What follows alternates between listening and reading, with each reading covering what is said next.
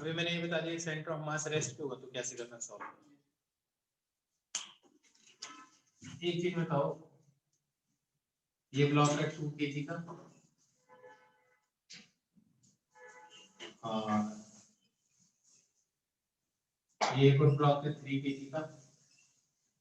Initially rest पे थे, rest से बाहर निकलता है, रेस्ट जैसे टूटी इसकी वेलोसिटी जरूर जैसे 4 मीटर पर सेकंड। ये मतलब इसकी वेलोसिटी क्या होगी?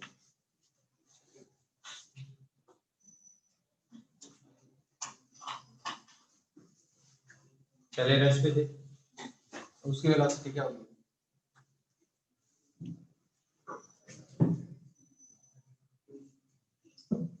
8/3 m1v1 equal to m2v2। यार सेम ही तो चीज बता रहा बार बार। हाँ या ना? लॉजिक समझ में आ गया? ठीक है,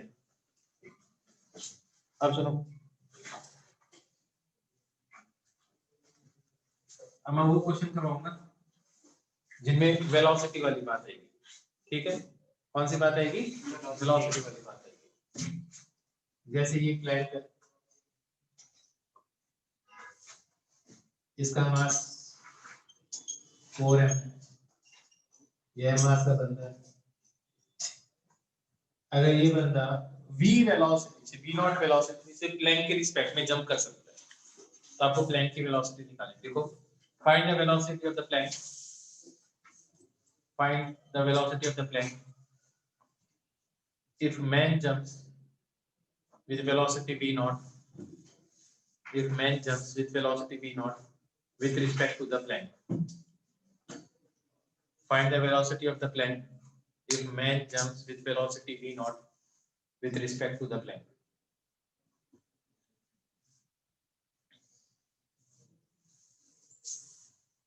आपको हमेशा कहां से देखनी है वेलोसिटी? ग्राउंड प्लेन से, तभी m1v1 equal to m2v2 करोगे।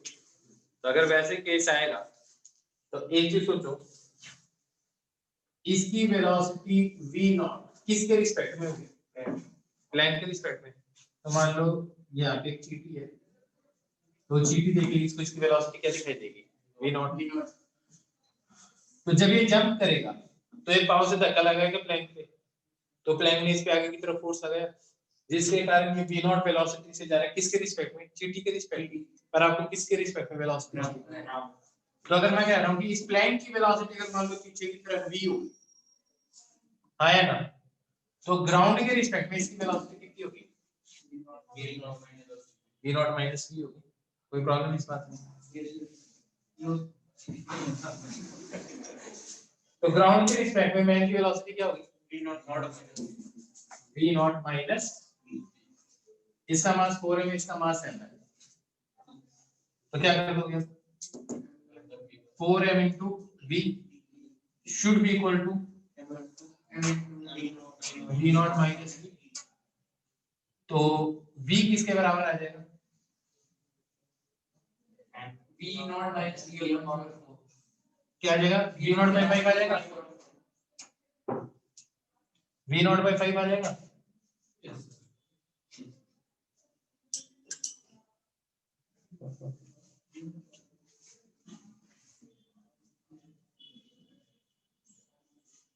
यार सॉल्व कर दो, देख क्या रहे हो मेरी तरफ? आया ना बात समझ में आ गई?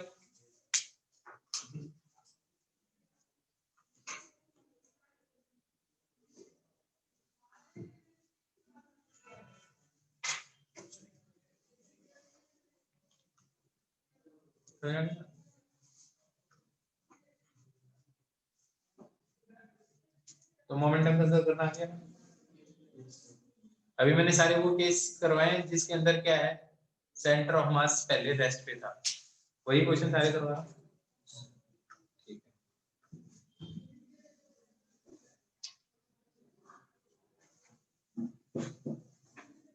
अब सुनो,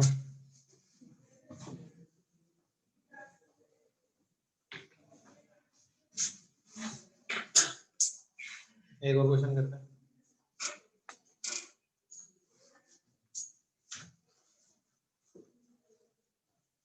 अब मैं ऐसे क्वेश्चन करता हूं जिसमें सेंटर ऑफ मास की कुछ ना कुछ वेलोसिटी है। सेंटर ऑफ मास एक वो खास पॉइंट है जिसका मोशन एक पॉइंट मास की तरह ही होना चाहिए।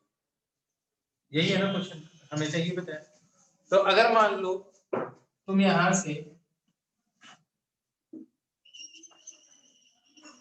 एक बॉम्ब वो हो जा रहा है, रास्ते में टूट गया, रेंज इसकी आर होती थी, अगर नहीं टूटता तो ये कहां पहुंचना था, यहां पहुंचना था।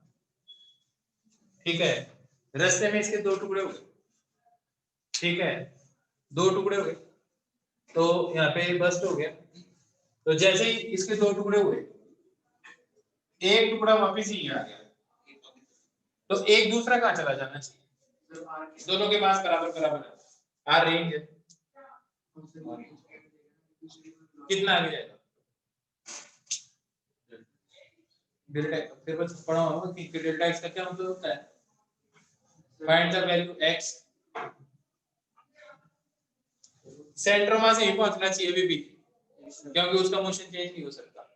तो अगर ये आधा टुकड़ा एम मास का m/2 टुकड़ा है यहाँ पे पहुंच गया, तो दूसरा m/2 टुकड़ा 2r पे पहुंचना चाहिए ताकि सेंटर मास यही पहुंचे, है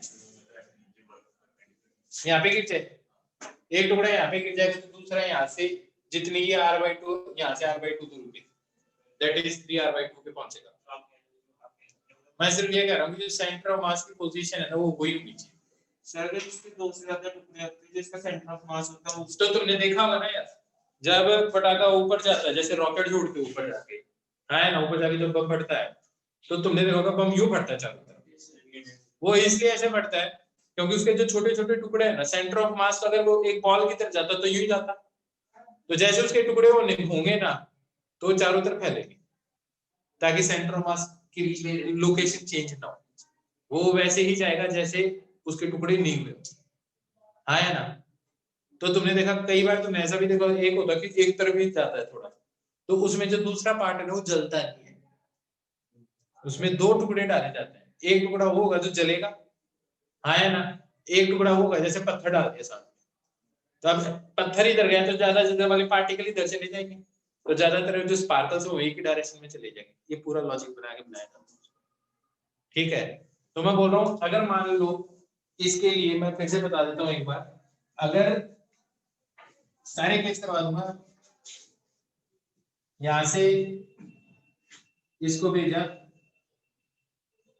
ये यहां से यहां पहुंचना चाहिए था, इसका मास कैपिटल एम था, यहाँ पे पहुंचने पे मान लो इसके दो टुकड़े हो जाते बराबर बराबर मास के, हाँ है ना, तो टुकड़े नहीं होते तो सेंटर मास यहाँ पहुंचता, तो ये डिस्टेंस आर, तो टुकड़े हो भी जाएंगे तो भी सेंटर ऑफ मास यही पहुंचेगा, टुकड़े अलग अलग इस तरह से डिस्ट्रीब्यूट होंगे कि भी सेंटर ऑफ मास यही रहे, हाँ है ना, क्योंकि उसका मोशन चेंज नहीं होता तो सेंटर ऑफ मास का, क्योंकि हॉरिजॉन्टल डायरेक्शन में कोई एक्शन फोर्स नहीं लगा, तो एक पत्थर जैसे जाता है वैसे ही इसके टुकड़े होने के बाद तुम बोलते हो इसके दो टुकड़े हो जाते हैं, m/2 हो जाता, अगर ये एक m/2 टुकड़ा गिर के सीधा यहाँ पहुंच जाता तो दूसरा टुकड़ा इसे इतनी दूरी पे यहाँ पे पहुंचा, हाँ है ना, ताकि अब इन दोनों का सेंटर ऑफ मास ही, अगर मान लो मैं ये कहता हूँ इसका एक टुकड़ा मास हो जाता है m/3, तो दूसरा कितना होता है 2m/3, तो फिर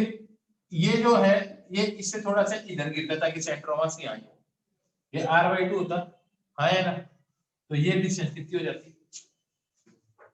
तो अब सॉल्व कर सकते हैं सेंटर ऑफ मास कितनी कहां पे आना चाहिए, हाँ है ना, दोनों बराबर है, तो ये m/2 यहाँ पहुंचा, तो m/2 यहाँ पहुंचा, तो एक टुकड़ा यहाँ पे पहुंचेगा r पे, तो दूसरा कहां पहुंचेगा 3r/2, एक टुकड़ा टूट के वापस यही आ गया, तो दूसरे टुकड़े को यहाँ से कितनी दूरी पे जाना पड़ेगा, r दूरी पे जाना पड़ेगा ताकि सेंटर ऑफ मास अभी भी यही हो, अभी भी नहीं है बात समझ में, एक आर जाएगा।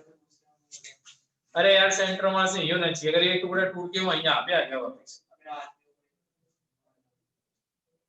तो दूसरा भी r पे होगा, फिर ऑप्शन क्या है, सेंटर ऑफ मास वहीं पहुंचना है ना, तूने दो टुकड़े कर दिए, एक यहाँ पे पहुंच गया तो दूसरे को भी यहीं पहुंचना पड़ेगा, ऑप्शन क्या है उसके अलावा, एक यहाँ पहुंच गया तो दूसरे को यहाँ पे पहुंचना पड़ेगा ताकि सेंटर ऑफ मास अभी भी वही रहे, बिल्कुल कुछ भी कर लो, सेंटर ऑफ मास का मोशन चेंज नहीं कर सकते, क्या ये बात समझ में, क्या ये बात समझ में, क्या बात समझ में? बिल्कुल, सेंटर ऑफ मास का मोशन इंटैक्ट रहेगा जैसा है एक पॉइंट पार्टिकल का, ठीक है, भले इसके 50 टुकड़े करो या 100 टुकड़े करो, इस तरह से टुकड़े होंगे कि सेंटर ऑफ मास फिर से यही पहुंचे।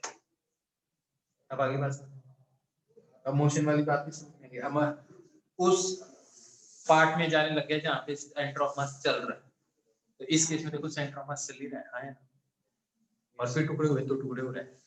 अब आगे बात समझ, एक और क्वेश्चन कराता हूँ, जैसे मिटा दो इसको, जैसे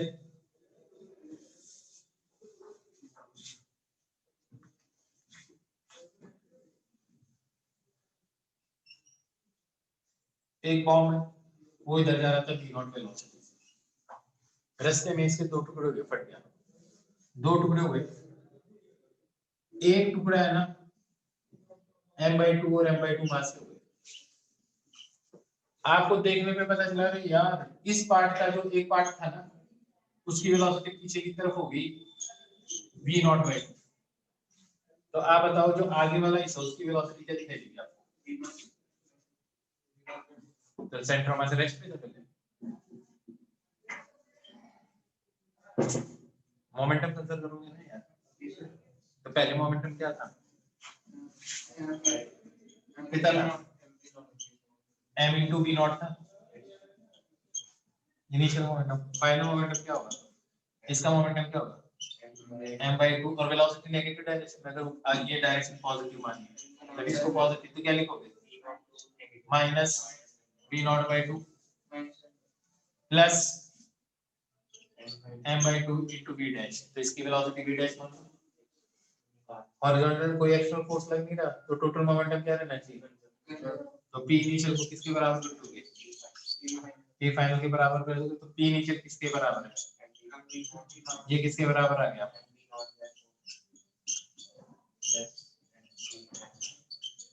हाँ है ना, ये इधर आ जाएगा, क्या आ जाएगा 3m0/4, सॉरी 5m0/4, तो ये कहता आ जाएगा 5m0 m 5v0/2, that is 2.5 v0। यार सॉल्व ही तो करना है, मेरी तरफ ऐसे देख रहे हो तुम, कैलकुलेशन बड़ी गंदी है यार तुम्हारी। ये 1/4 ऐड हो जाएगा, ये क्या बन जाएगा v0/5 should be equal to v dash by 2, हाँ है ना, तो ये इधर आ जाएगा, तो v डैश किसके बराबर आएगा 0.4, कुछ गड़बड़ कर दी क्या 5, अरे यार करीब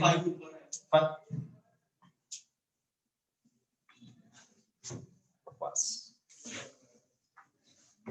ये इधर आ जाएंगे, क्या आ जाएगा 5v0/4 v डैश बाय 2, 2 से 2 गया, तो v डैश किसके बराबर आ गया 5v0/2, दैट इज 2.5 v0, हाँ यार क्या लॉजिक समझ में आ गया, क्या करना है सिंपल, मोमेंटम कंजर्व करना, कुछ नहीं करना, क्या बात समझ में आ गई, क्या कर सकते हो मोमेंटम कंजर्व आराम से, पक्का, तो बस कर देना।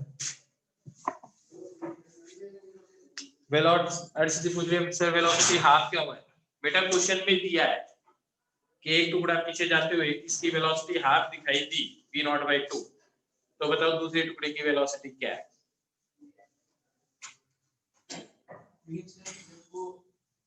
सर जैसे जब वो अलग-अलग होते हैं सर, वो जो उसका सेंटर मास होगा सर, उसकी वो भी अभी v0 वेलोसिटी से जा रहा है, आगे वाला नहीं, सेंटर ऑफ मास, वो भी v0, तो सर वो अलग-अलग हो जाएंगे, वो v0/2 और फिर तो इसका मतलब तेरा सेंटर ऑफ मास की वेलोसिटी 0 होगी, नहीं तो यही कह रहा है दोनों की v0/2 कर देगा,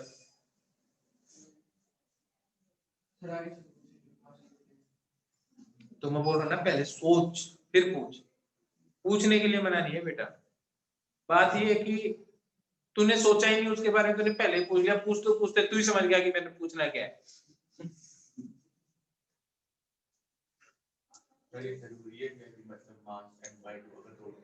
m/3 कर दिया, अलग आंसर आ जाएगा, कुछ भी हो सकता है, मैंने तो जस्ट एक सिंपल जनरल आइडिया दिया है, हो सकता है 3 टुकड़े हो जाए, अभी करता हूँ, बताने के मतलब वो इक्वल डिस्टेंस हो गया, तो तीन हो जाएंगे तो फिर वो अभी तीसरा वाला अभी मैं करता हूँ मुझे तो 10 सेकंड मिला।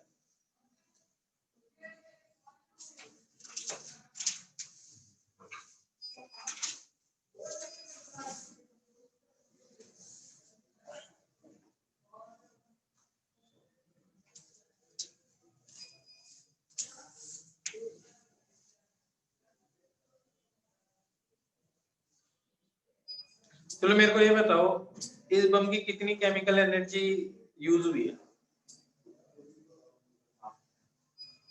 कैसे निकालोगे? पहले काइनेटिक एनर्जी निकाल लोगे। कितनी है काइनेटिक एनर्जी? लिखते जाओ, मैं बोलता जा रहा हूं। इनिशियल काइनेटिक एनर्जी क्या है इसकी? Half m v not square. लिखते जाओ। फाइनल काइनेटिक एनर्जी क्या है?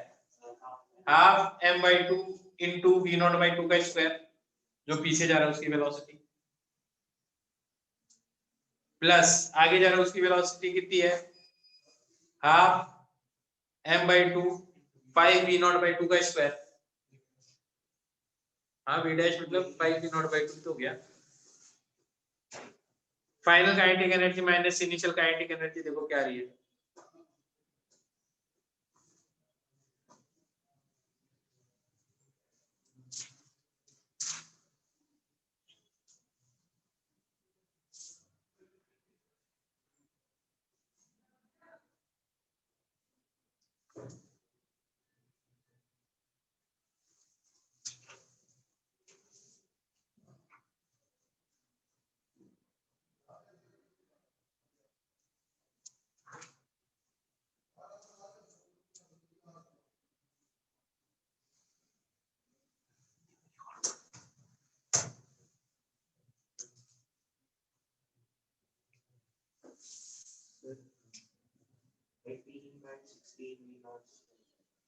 तो बस इतनी एनर्जी का डिफरेंस है, वो कहां से है? बम की काम केमिकल एनर्जी थी,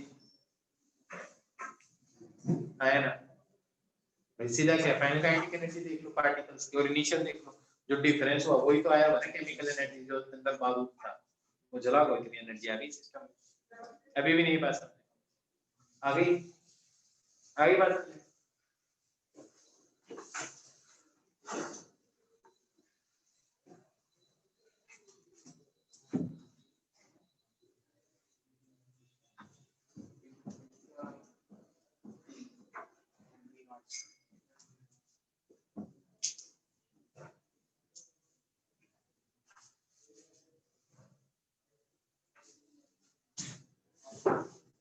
ये बेटा तीन टुकड़े करो।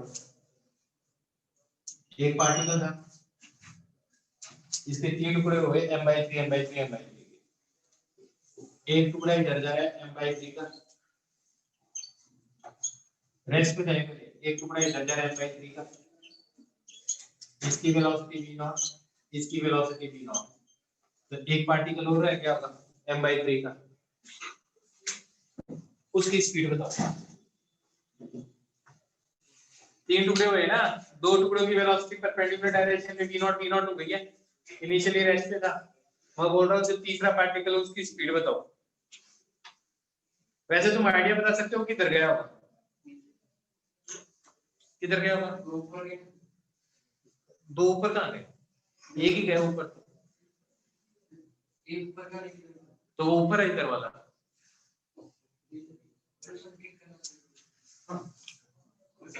मैं बोल रहा हूँ कि यार वो तीसरा पार्टिकल किधर गया होगा? बस बिल्कुल सही दिखता यार, उसको मारो यार ढंग से, रहने दो।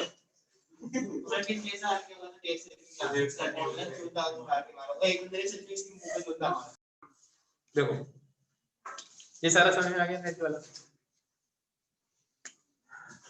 अब है कोलिजन, ये सब लिखा हुआ कॉपी के अंदर, ठीक है? नोट्स में सारा लिखा हुआ है, बिल्कुल बिल्कुल उसी जगह पे आ गया, मैं सारा घुमा के रख दिया।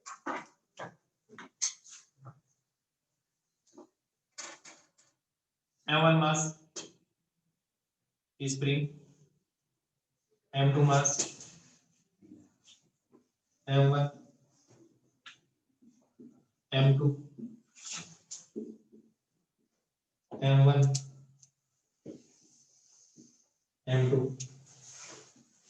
v1 velocity, v2 velocity, u v1 prime, v2 prime. Prime का मतलब है वेलोसिटीज आफ्टर कोलिजन। और आपने वीडियो लेक्चर देख भी लिया इसका, ठीक है, और नहीं देखा तो देख लेना, बड़ी फास्ट जॉब है इसमें। इसको मैं जब भी सिस्टम मानूंगा हमेशा मोमेंटम कंजर्व रहेगा। तो इनिशियल मोमेंटम p के बराबर है m1 v1 m2 v2, और फाइनल मोमेंटम क्या होगा m1 v1 prime m2 v2। ये लॉजिक समझ में आ गया? मोमेंटम तो कंजर्व नहीं थी, तो p initial should be p final, तो क्या रहना चाहिए m1 v1 m2 v2 m1 v1 prime m2 v2 prime. ठीक है, अब कोलिजन अपने पास तीन टाइप के हो सकते हैं। देखो क्या होगा, शुरुआत में इसके टकराएगा तो स्प्रिंग कंप्रेस होने लगेगी, तो ये स्प्रिंग इसके ऊपर किधर फोर्स लगा रही होगी और इस पे किधर फोर्स लगा रही होगी। तो अगर इसके ऊपर ये इधर फोर्स लगाएगी तो इसकी स्पीड क्या होगी, घटेगी। इस पे फोर्स इधर लगाएगी तो इसकी स्पीड क्या होगी, बढ़ेगी। और कोलिजन तभी होगा जब इसकी स्पीड ज्यादा हो इसकी स्पीड कम हो। कार तो तभी टकराएगी ना पीछे वाली कार की स्पीड ज्यादा हो, है ना। तो ये आगे इसकी टकरा जाएगी, तो इसकी स्पीड कम होती जाएगी, इसकी स्पीड बढ़ती जाएगी। तो मान लो इसकी स्पीड पहले 10 थी और इसकी स्पीड पहले 5 थी, तो इस पे फोर्स इधर लगेगा तो थोड़ी देर बाद में इसकी स्पीड 9 हो जाएगी, इसकी स्पीड 6 हो जाएगी। फिर इसकी अभी भी इन दोनों के बीच की इसकी वेलोसिटी ज्यादा है ना इससे, तो ये दोनों पास ही आ रहे होंगे। इट मींस स्प्रिंग क्या हो रही है, कंप्रेस हो रही है। फिर थोड़ी देर बाद में इसकी वेलोसिटी क्या हो जाएगी, 7 हो जाएगी, इसकी वेलोसिटी क्या हो जाएगी, 8 हो जाएगी। अभी भी रिलेटिव वेलोसिटी पर कंप्रेस हो रही है। थोड़ी देर बाद में इसकी वेलोसिटी 7.5 हो जाएगी, इसकी वेलोसिटी भी मान लो 7.5 हो जाएगी, है ना। अब इन दोनों के बीच की रिलेटिव वेलोसिटी क्या होगी, इसका मतलब स्प्रिंग मैक्सिमम कंप्रेस होगी, है ना। कॉमन वेलोसिटी होगी। अब स्प्रिंग कंप्रेस्ड है, अब स्प्रिंग कंप्रेस्ड है, अभी भी स्प्रिंग इस पे किधर फोर्स लगा रही होगी, कंप्रेस्ड है, इस पे भी इधर लगाएंगे, तो इसकी वेलोसिटी अब 7.5 से भी कम होगी, दैट इज ये 7 हो गई होगी। और इस पे फोर्स अभी भी आगे लग रहा है, तो इसकी वेलोसिटी क्या हो गई होगी, 8 हो गई होगी, आया ना। तो मतलब अब स्प्रिंग वापस एक्सटेंड होने लगी है, कंप्रेस हो गई, वापस अपनी शेप को रिगेन करने लगी है। ये लॉजिक समझ में आ रहा है। अब स्प्रिंग थोड़ी सी और एक्सपेंड होगी, मतलब एक्सपेंड क्या होगा, वापस और नेचुरल लेंथ की तरफ जाने की कोशिश करेगी, तो ये वैल्यू 9 हो जाएगी, ये वैल्यू क्या हो जाएगी, 6 हो जाएगी, आया ना। अब मान लो स्प्रिंग अलग हो गई, पूरी एक्सटेंड हो गई, अब आगे वाले की वेलोसिटी क्या हो जाएगी 9 और पीछे वाले की क्या हो जाएगी 6। तो हमेशा ऐसा होगा ही होगा, अगर स्प्रिंग पूरी की पूरी शेप रिगेन कर ले, आया ना, तब तो जितनी एनर्जी, अब इसमें क्या होगा, इसकी कुछ ना कुछ काइनेटिक एनर्जी होगी, इसकी कुछ ना कुछ काइनेटिक, जब दोनों चल रहे होंगे तो इस सिस्टम की कुछ काइनेटिक एनर्जी होगी। कौन से टाइम पे काइनेटिक एनर्जी ज्यादा होनी चाहिए, इस टाइम पे या इस टाइम पे, पहले होनी चाहिए या जब मैक्सिमम कंप्रेशन था तब एनर्जी ज्यादा होनी चाहिए, काइनेटिक एनर्जी पहले ज्यादा होनी चाहिए, क्योंकि जब कंप्रेस होगी तो एनर्जी आई कहां से, इनकी जो काइनेटिक एनर्जी थी वही किसमें स्टोर हुई है, स्प्रिंग, आया ना। स्प्रिंग बहुत बकवास टाइप है, खराब है, तो स्प्रिंग बिल्कुल अपनी शेप रिगेन नहीं करती, तो ये टकराएंगे और फिर दोनों साथ साथ में चलेंगे। स्प्रिंग अगर शेप रिगेन नहीं कर सकती, होते हैं कि स्प्रिंग खराब हो जाती है, जंग होने लग जाती है, आया ना। स्प्रिंग बिल्कुल शेप नहीं करती, तो ये चीज आएगी, दोनों फिर साथ साथ में चलेंगे। इसको बोलते हैं परफेक्टली इनइलास्टिक कोलिजन। इस केस में मैक्सिमम एनर्जी का लॉस हो गया, क्योंकि उस केस में स्प्रिंग में एनर्जी स्टोर हुई, स्टोर हो जाती तो वापस मिल जाती, तो ये शेप तो रिगेन कर नहीं रही। जैसे अगर मैं मान लो एक चीज कहता हूँ, एक वायर है, एल्यूमिनियम वायर है, उसको मैं यूं मोड़ दूं तो क्या वो अपने आप सीधा हो जाता है, तो उसके अंदर जो हम लोग कहते हैं मोड़ने में जो एनर्जी खर्च हुई तो गायब हो गई ना, है ना। तो बिल्कुल वैसी सिचुएशन है, इसको वैसे ऐसे करके रख दिया, आया एल्यूमिनियम वायर, दब गया, लेकिन हम साथ साथ में जाएंगे क्योंकि एल्यूमिनियम वायर अपने आप शेप रिगेन कर नहीं पा रहा। मेरी बात समझ में आ रही है जो मैं कह रहा हूं। दूसरा केस है कि स्प्रिंग बहुत बढ़िया है, पूरी की पूरी शेप रिगेन कर लेती है, तो यहाँ पे जो भी काइनेटिक एनर्जी थी, यहाँ की काइनेटिक एनर्जी जो डिफरेंस हो इसमें चला गया। अब अगर ये पूरी की पूरी शेप रिगेन कर लेगी तो इसके अंदर जो पोटेंशियल एनर्जी स्टोर थी वो फिर से किसमें चली जाएगी, इन ब्लॉक की काइनेटिक एनर्जी, तो इनकी काइनेटिक एनर्जी का सम, इन दोनों ब्लॉक की काइनेटिक एनर्जी का सम किसके बराबर होगा? यहाँ की काइनेटिक एनर्जी का सम। इसको बोलते हैं परफेक्टली इलास्टिक कोलिजन। इसको क्या बोलते हैं? तो मैं एक स्टेटमेंट बोलता हूँ, in perfectly elastic collision kinetic energy, अरे सब लिखा हुआ है, मैं पूछ रहा हूँ, in perfectly elastic collision kinetic energy remains conserve, true या फॉल्स? फिर से सुन लो, in perfectly elastic collision kinetic energy remains conserve, true या फॉल्स? फॉल्स। क्योंकि कंजर्व कहाँ है?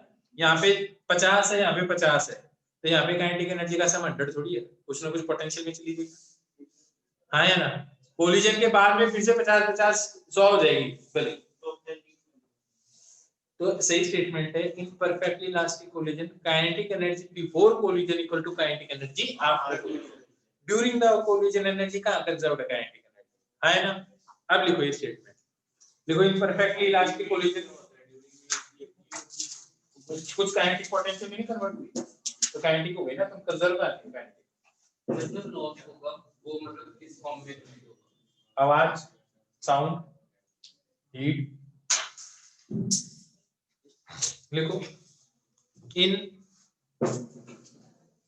in perfectly elastic collision,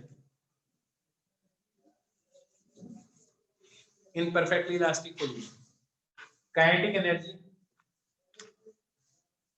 in perfectly elastic collision kinetic energy before collision, kinetic energy before collision is equal to kinetic energy after collision। अब समझ में आ गई ना बात? ड्यूरिंग कोलिजन कंजर्व नहीं रहता, कई किताबों में स्टेटमेंट लिख रखा है, in perfect elastic collision kinetic energy remains conserve, एकदम गलत। कहां गलत? गलत है, समझ में आ गया? During collision kinetic energy conserve नहीं रहती, चेंज हो जाती है। हां, यहां तक समझ में आ गया? अगर मैं परफेक्टली इलास्टिक कोलिजन की बात करूं, किसके लिए? परफेक्टली इलास्टिक कोलिजन के लिए, तो काइनेटिक एनर्जी इनिशियल किसके बराबर है? हाफ m1 v1 का स्क्वायर हाफ m2 v2 का स्क्वायर, और काइनेटिक एनर्जी फाइनल कोलिजन किसके बराबर है? हाफ m1 v1 प्राइम का square half m2 v2 prime का स्क्वायर। तो kinetic energy before collision equal to kinetic energy after collision कौन से केस में होती है? Perfectly elastic collision, perfectly elastic collision. आया ना? ये बात समझ में आ गई? ये लिखा हुआ है तुम्हारे नोट्स में, लिखा हुआ है सारा, और वो जो वीडियो है वो भी देखा होगा, तो उसमें भी उससे देख के लिखा। ये तो बस मैं ऐसे समझा रहा हूँ फ्री फ्लो। तो इन दोनों इक्वेशन को यूज करोगे, हाफ m1 v1 प्राइम का स्क्वायर हाफ m2 v2 का square should be equal to half m1 v1 prime का square half m2 v2 prime का स्क्वायर, है ना?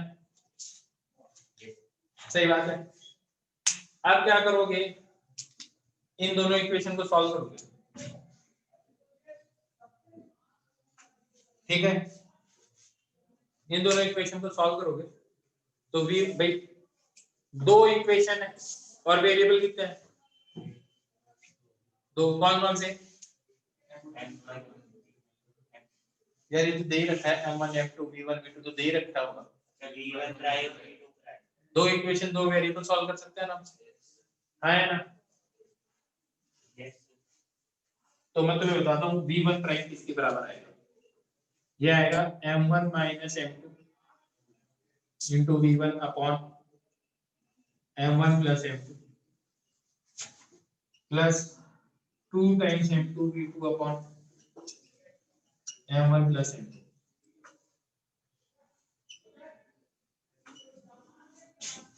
ये बात समझ में आ गई? पक्का? और v2 प्राइम क्या आएगा?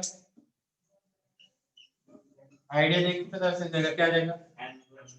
m2 माइनस m1, यार जस्ट उल्टा ही तो आएगा, into v2 upon plus 2m1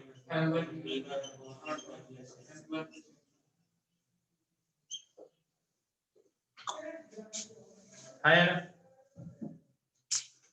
अब एक बार इनको सॉल्व करना तुम सीख लेना कैसे करना है, आया ना इस वीडियो लेक्चर में सारा इसमें भेजा था, सारा सॉल्व कर रखा है।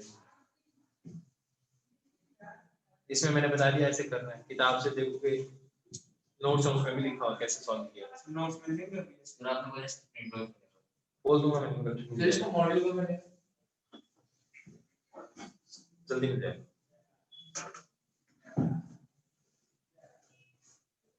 मॉड्यूल के साथ ही कंबाइन कर देना तो ये बताओ ऐसे मतलब प्रिंटेड टाइप का चाहिए, रिटन टाइप का चाहिए, जो होता है रोज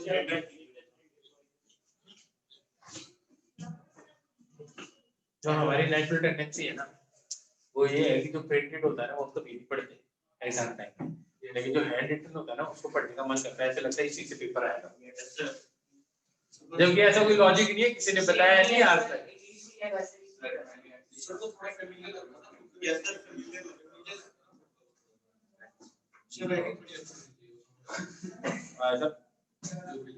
राइटिंग चंदन सर की बड़ी जबरदस्त है, नोट्स राइटिंग अच्छी है अरे जबरदस्त राइटिंग है यार उनकी, वो कभी बोर्ड पे लिखा तब देखना इतना जबरदस्त लिखते हैं चंदन सर, अल्टीमेट।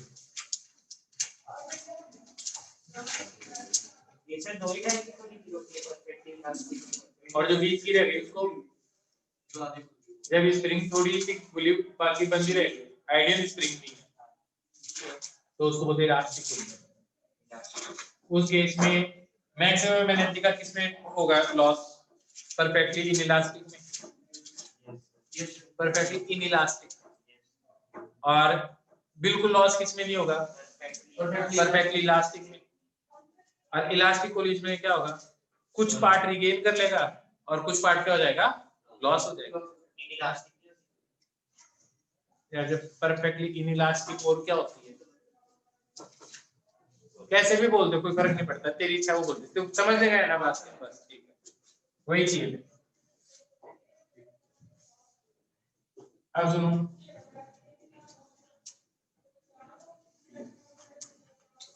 एक दो क्वेश्चन करते हैं इसके ऊपर। मैं ये कहता हूं ये मास है 2 kg, ये मास है 3 kg, है ना। इसकी वेलोसिटी है 4 मीटर पर सेकंड, इसकी वेलोसिटी है 1 मीटर पर सेकंड। आप ये बताओ 2 kg की वेलोसिटी आफ्टर कोलिजन कितनी होगी, दैट इज v1 प्राइम, और 3 kg की वेलोसिटी आफ्टर कोलिजन क्या होगी, दैट इज v2 प्राइम।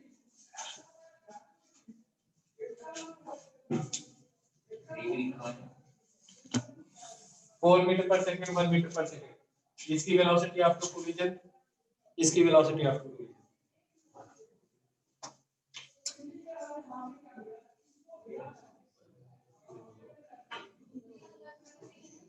हां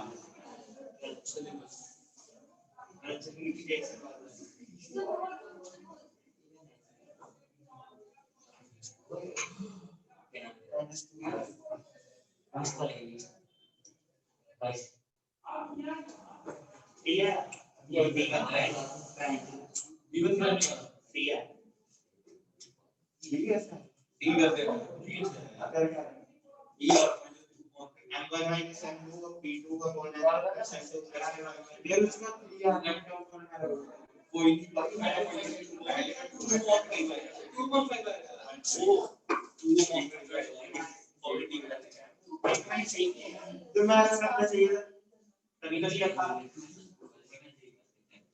ये हां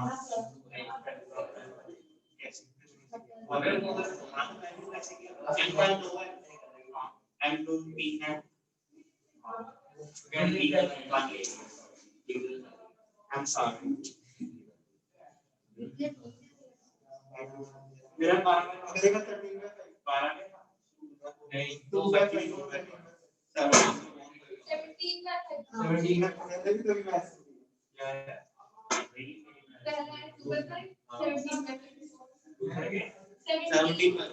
अच्छा 2 से basically 2 minus 3 into 4 upon 5 and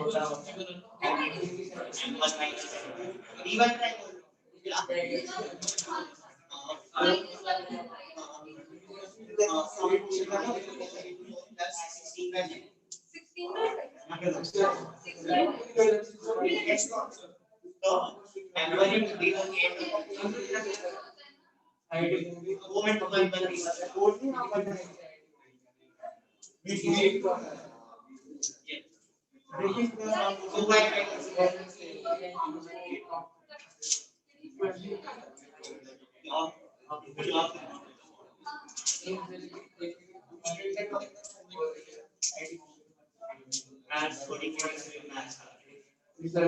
chemistry में भी अभी थोड़ा ले लेता हूँ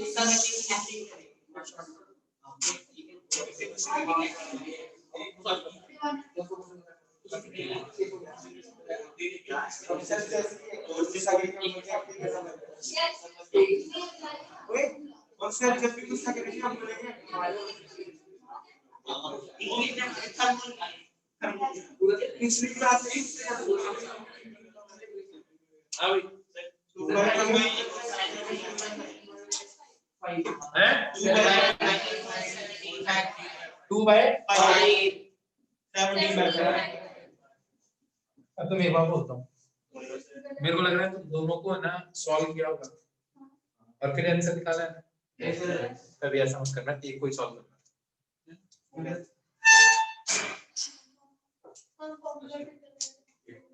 यार एक को सॉल्व कर लिया, दूसरे का गंदा फॉर्मूला सॉल्व क्यों कर रहे हो? पूछो क्यों? 2/5 आ गया। यस सर मोमेंटम कितना है? 8 कितना है? टोटल 11 इक्वल टू इसका मोमेंटम क्या है? 4/5 प्लस उसका क्या है? 3 into v2 डैश। ये इधर से माइनस हो गया तो सीधा v2 डैश आ गया ना, यार इतना गंदा वाला फॉर्मूला क्यों सॉल्व कर रहे हो? आया ना, फिर मोमेंटम कंजर्व तो रहेगा ही, ये भी ठीक है आया ना। तो हमेशा ऐसे दुखी होकर कभी मत सॉल्व किया करो, थोड़ा स्मार्टली सॉल्व करो। वही है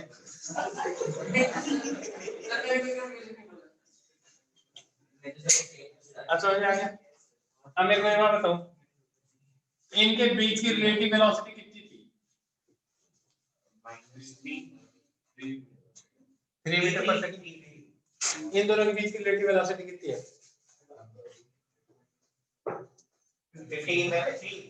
3। तो velocity of separation equal to velocity of approach है। इसको बोलते हैं कोएफिशिएंट ऑफ रेस्टिट्यूशन। क्या बोलते हैं इसको?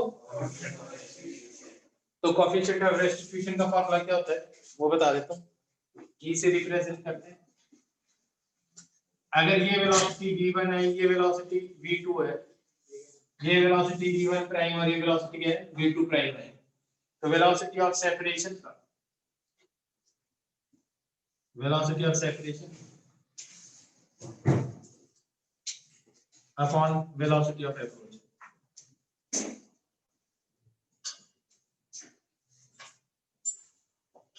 ठीक है, velocity of separation क्या होगी ये बताओ? Separation v2 prime minus v1 और velocity of approach क्या होगी? v1 माइनस अप्रोच है। एक तरीके से हमेशा से है तुमने लेक्चर देख लिया ना? यस ई अब तुम्हें पता है कि कोएफिशिएंट ऑफ रेस्टिट्यूशन 1 होगा कौन से केस में? Perfectly elastic. हाँ ना, तो E की वैल्यू क्या होती है उसमें? 1।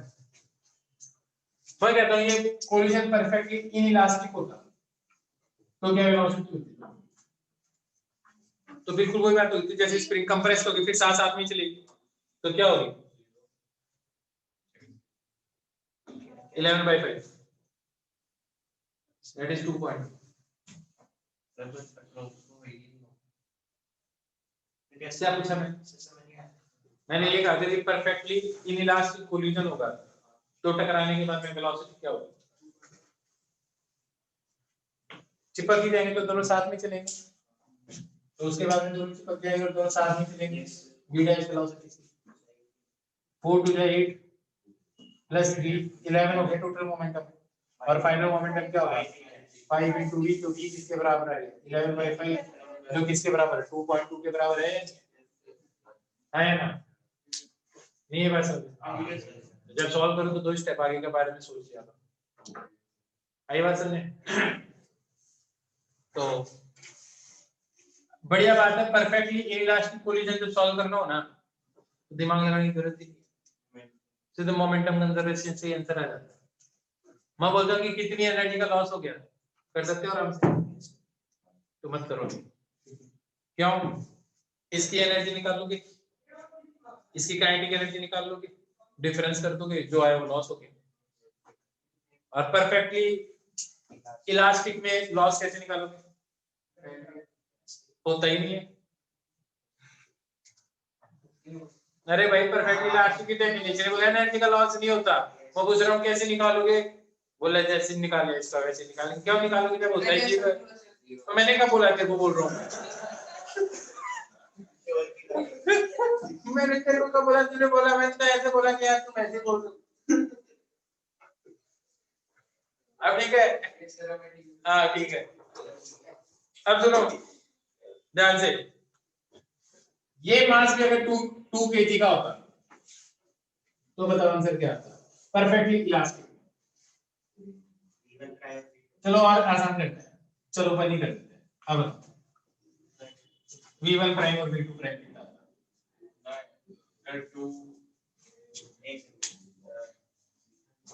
सॉल्व करिए। 4 v1 मतलब तेरे साथ कोई चेंज नहीं आएगा। अरे यार मैं क्या बोल रहा हूँ, सॉल्व करेगा तो पता चलेगा ना। 1 किसका? v1 1 आएगा और v2 सॉल्व करने की क्या जरूरत है? 4 यार velocity of separation equal to velocity of approach तो लीजिए, आया ना? एक का आंसर आ गया 1 तो दूसरे का अपने आप ही 4 आएगा, क्योंकि separation should be equal to approach. क्या करेगा, तेरे पास ऑप्शन ही नहीं है इसके अलावा। तो एक खास बात है, अगर दो मासेस इक्वल हो जाते हैं, अगर दो मासेस क्या हो जाते हैं? इक्वल हो जाते हैं। तो जब दो मासेस इक्वल हो जाते हैं और परफेक्टली इलास्टिक कोलिजन होता है तो वेलोसिटी इंटरचेंज हो जाती है। देख लो, दिख रहा है? क्या कहा मैंने? if two masses are equal then in perfectly elastic collision velocity interchange। आया ना? तो अगर मान लो इसकी वेलोसिटी 0 होती, अब बताओ v1 प्राइम क्या हो जाता और v2 प्राइम? ऐसी चीज देखी तुमने कभी? अब देखना, मैं एक चीज बोलता हूँ, m मास m मास m मास m मास परफेक्टली इलास्टिक कोलिजन, ये बॉल v नॉट वेलोसिटी से टकराएगी तो इसकी वेलोसिटी क्या हो जाएगी और इसकी क्या हो जाएगी? फिर ये v नॉट से इसके टकराएगी, इसकी वेलोसिटी क्या हो जाएगी? इसकी वेलोसिटी क्या हो जाएगी? फिर ये इसके टकराएगी, इसकी वेलोसिटी क्या हो जाएगी? इसकी वेलोसिटी क्या हो जाएगी? ऊपर से आगे से बांध दो। This is Newton's cradle. यहाँ से छोटे टक ये बाहर निकलता है, टक टक आया ना? चलता रहता है, लेकिन उसमें आवाज में एनर्जी का लॉस होता है, इससे थोड़ी देर बाद में वो हो जाता है। अगर वो लॉस नहीं हो एनर्जी का तो फिर वो ऐसे चलता रहेगा। देखा न्यूटन्स क्रेडल? YouTube पे देखा आया ना? हाँ ये कॉन्सेप्ट है। परफेक्ट इलास्टिक कोलिजन कांसेप्ट है, बता दे। आया पक्का? ठीक है। अब मेरे को एक बात बताओ, इसमें एनर्जी का कितना लॉस हो रहा है? अरे भाई कुछ नहीं हो रहा, परफेक्ट इलास्टिक कोलिजन है। ठीक है, सुनो, यहां तक समझ में आ गया सबको? पक्का? अब सुनो, कोएफिशिएंट ऑफ रेस्टिट्यूशन समझ में आ गया? कोएफिशिएंट ऑफ रेस्टिट्यूशन क्या है? वेलोसिटी ऑफ सेपरेशन, साथ में एक चीज और आती है, along line of impact, along line of impact या line of collision. Line of impact या लाइन ऑफ कोलिजन क्या है? टकराते टाइम की जो फोर्स लगता है नॉर्मल, उसको बोलते हैं लाइन ऑफ इंपैक्ट। जैसे ये मान लो इधर जा रहा है 4 मीटर पर सेकंड से, टकरा के बॉल वापस ऊपर जाती है 3 मीटर पर सेकंड से, ये नीचे जमीन है। कोएफिशिएंट ऑफ रेस्टिट्यूशन बता सकते हो मेरे को?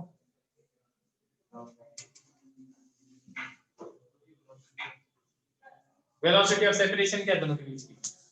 3 1 रहा है यार, ये टकरा के ऊपर 3 से करे तो वेलोसिटी ऑफ सेपरेशन क्या है? 3। और वेलोसिटी ऑफ अप्रोच क्या है? तो कोएफिशिएंट ऑफ रेस्टिट्यूशन क्या है क्या? 3/4। हाँ हाँ बिल्कुल, मैं भी यही कह रहा हूँ। अब देखो, ये वेलोसिटी है 5, ये एंगल है 37 डिग्री, ये वेलोसिटी है इधर 5, चलो ये वेलोसिटी इधर 4,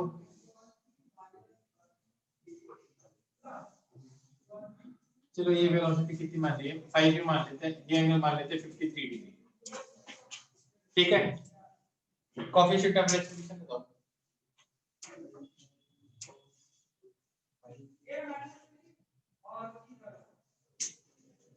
तो सुनो, एक चीज बोलता हूं, लाइन ऑफ इंपैक्ट किसको बोलते हैं? जब ये बॉल यहां टकराई, इस बॉल में किधर फोर्स लगाई थी? नीचे वाली जगह, किधर? ऐसे कैसे लगाई? नॉर्मल लगाई, नॉर्मल तो ऐसे लगेगा, इसी को लाइन ऑफ इंपैक्ट बोलते हैं। आया ना यार, नॉर्मली इधर लगाएगी, आया ना, इसी को क्या बोलते हैं? या फिर लाइन ऑफ कोलिजन। तो इस वेलोसिटी का कंपोनेंट इसके अलावा कितना आ जाएगा? 4। इसकी वेलोसिटी का कंपोनेंट इसके अलावा क्या है? लाइन ऑफ इंपैक्ट के अलावा है 3। तो velocity of separation along line of impact 3, velocity of approach along line of impact, तो क्या आएगा आंसर? 3/4 है। हाँ ना, 5/5 कर देते तो 1 आ जाता ना, लेकिन इसका कोएफिशिएंट ऑफ रेस्टिट्यूशन क्या है? कैसे पता चला? वेलोसिटी किसके अलोंग लेनी है? लाइन ऑफ इंपैक्ट या line of along line of impact या लाइन ऑफ कोलिजन। अब तुम एक चीज बताओ, परफेक्टली इनइलास्टिक कोलिजन में वेलोसिटी ऑफ सेपरेशन क्या हो जाती है? 0। दोनों एक ही वेलोसिटी से चलते चिपक जाते हैं, आया ना। तो जब दोनों एक ही वेलोसिटी से, तो ये वेलोसिटी क्या हो जाएगी? 0। तो E की वैल्यू क्या होगी? तो बस E की वैल्यू 1, परफेक्टली इलास्टिक, E की वैल्यू 0, परफेक्टली इनइलास्टिक, और वरना E की वैल्यू क्या होती है? ग्रेटर देन 0 और लेस देन 1। क्या बात समझ में आ गई? क्या बात समझ में आ गई? अब कोई भी तुमसे इसके ऊपर शॉर्ट नोट लिखवाना चाहे तो तुम तो लॉन्ग नोट भी लिख सकते हो इसके ऊपर। ये वाला लेक्चर एक बार फिर से देख लेना, सबसे जरूरी यही है। अगले लेक्चर में भी इसी को कोलिजन वाले क्वेश्चन को ही करेंगे, ठीक है? ज्यादातर क्वेश्चन तुमसे होने लगे। अब इसमें एक चीज बची है, दैट इज इंपल्स या इंपल्सिव फोर्स। बस चैप्टर खत्म हो जाएगा उसके बाद, फिर रोटेशन।